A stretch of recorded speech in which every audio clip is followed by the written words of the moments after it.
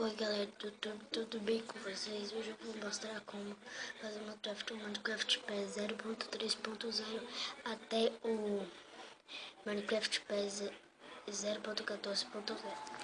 Bom, vamos lá. Eu já vou logo aqui mostrando os itens, né? Bom, fique ligado no canal, deixa o like. Bom, porta de ferro, qualquer bloco.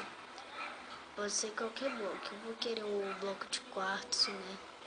Baú com armadilha, dinamite, que no caso é TNT, redstone.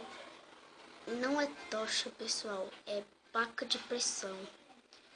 Pode pegar qualquer placa de pressão. Bom, como vocês podem ver, aí vocês vão colocar 2, subir 3 e fechar assim. Bom, para a pessoa não pensar assim, nossa, velho, deve ser uma torre, já faz logo bonitinho, né? Então, vai assim, ó, faz assim, normalzinho. Bom, como vocês podem ver aqui, ó, eu fechei aqui, agora vocês vão cavar o buraco. Vocês vão preencher isso tudo de TNT, de dinamite, pra quem é brasileiro e não sabe o que é TNT. Vocês vão encher isso tudo aí. Bom, vocês esperem aí. A porta de ferro. Acho que eu já coloquei, galera. Dinamite. Preenche isso tudo de dinamite, TNT, pronto. Bom, não, isso não. Bloco de quartzo. TNT.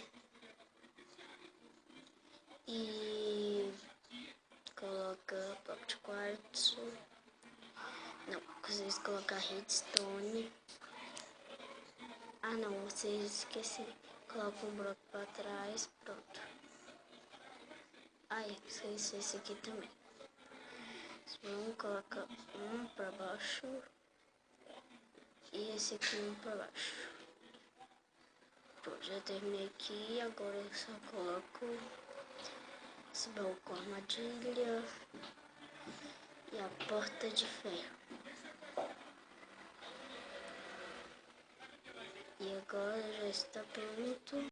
Eu vou aqui mudar para o modo survival. E pronto, aqui ó. Como vocês podem ver aí, né? Bom, como vocês viram, tá funcionando. Eu acabei de explodir. Deixa o like, compartilha o vídeo. E não se esqueça de dar um gostei. Tchau.